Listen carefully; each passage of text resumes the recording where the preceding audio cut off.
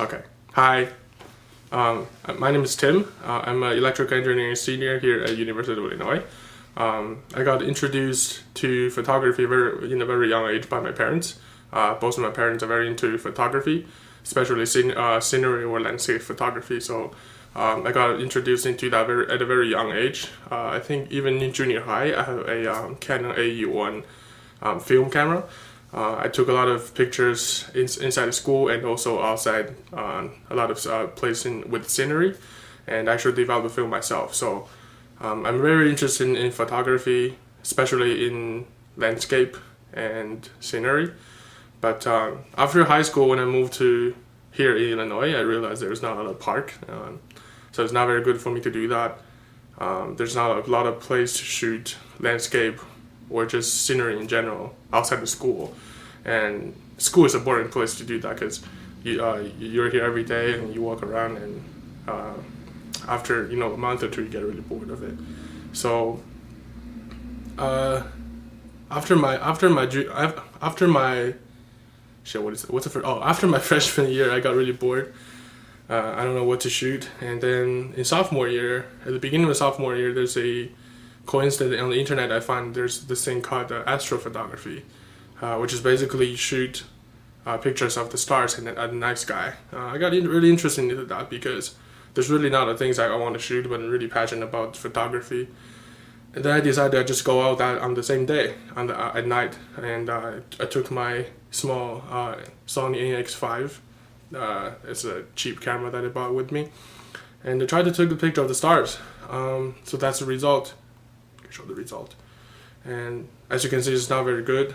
The weather that day is not very good. There's a little bit cloudy, and also there's an area with a lot of light pollution, so you can't really see a lot of the stars. You can only like 3 or 4 stars on there, and the composition is horrible. I don't know how to shoot the stars. I don't know what the movement of the stars looks like. Okay, so I've been doing this since sophomore year. Right now I'm a senior, so that's I guess almost 3 years of astrophotography, and there's a lot of interesting experience when doing that because it's part of the time that almost nobody's outside. It's at night, and when you also need to drive to somewhere there's no people outside. So there's one time I was shooting on the side of the road, and this is just right in the middle of nowhere. That place doesn't even have a street address.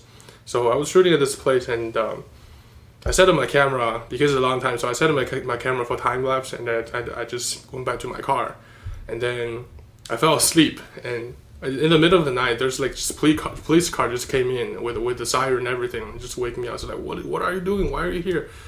And then he saw the camera, he saw the tripod, and said, "Oh, you're just taking pictures. Okay, goodbye," and just left.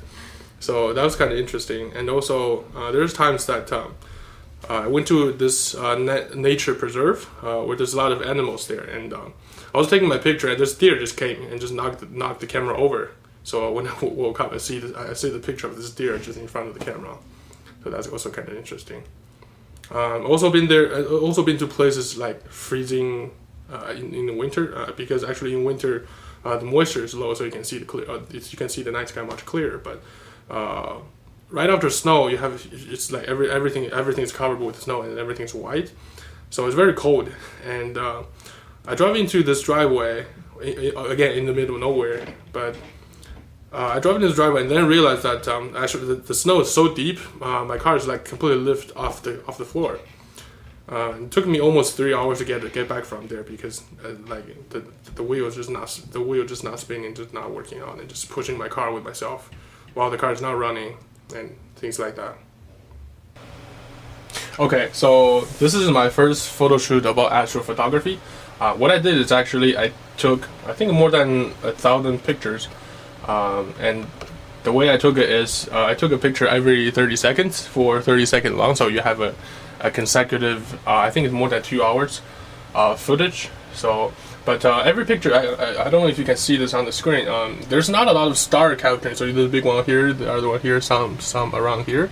The weather is not very nice, and so if I move the picture one by one, you can actually see the star moving on the screen, and that's how the time lapse works. So because the star is moving with respect to Earth, and that's how you can see a trace of the star.